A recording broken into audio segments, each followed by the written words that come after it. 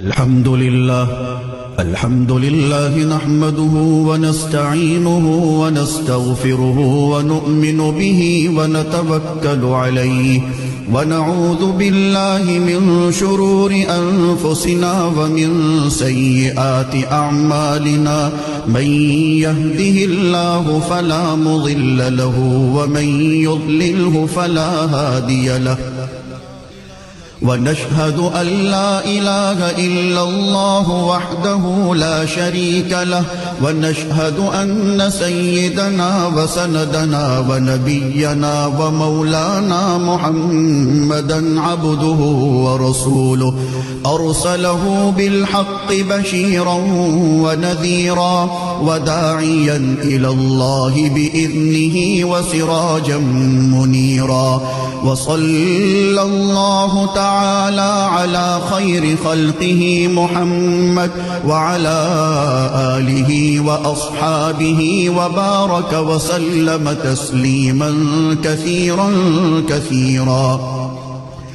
أما بعد فأعوذ بالله من الشيطان الرجيم. بسم الله الرحمن الرحيم. إن الله وملائكته يصلون على النبي يا أيها الذين آمنوا صلوا عليه وسلموا تسليما. اللهم صل على سيدنا محمد وعلى آل سيدنا محمد بعدد من صلى وصام وصل كذلك على جميع الأنبياء والمرسلين وعلى الملائكة المقربين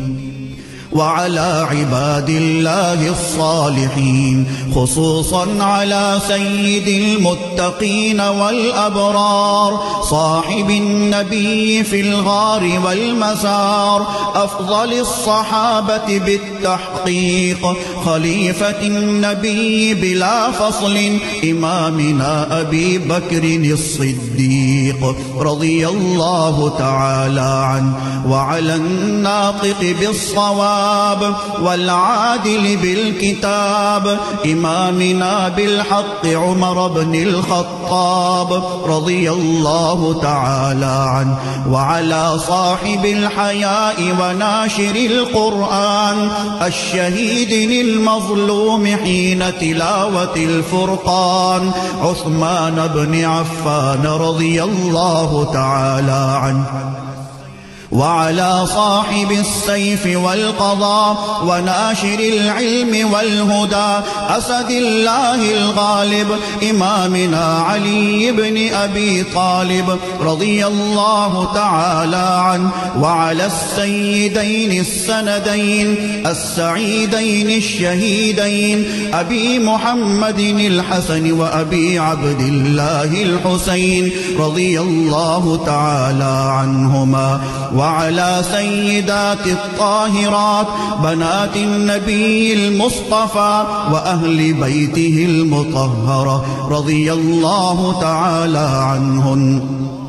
وعلى عميه النبي المجتبى سيدنا العباس وسيدنا حمزة رضي الله تعالى عنهما وعلى كل الصحابة رضوان الله تعالى عنهم أجمعين. الله الله في أصحابي لا تتخذوهم من بعدي غرضا فمن أحبهم فبحبي أحبهم ومن أبغضهم فببغضي أبغضهم وخير أمتي قرني ثم الذين يلونهم ثم الذين يلونهم تعادلوا عباد الله رحمكم الله. إن الله يأمر بالعدل والإحسان وإيتاء ذي القربى وينهى عن الفحشاء والمنكر والبغي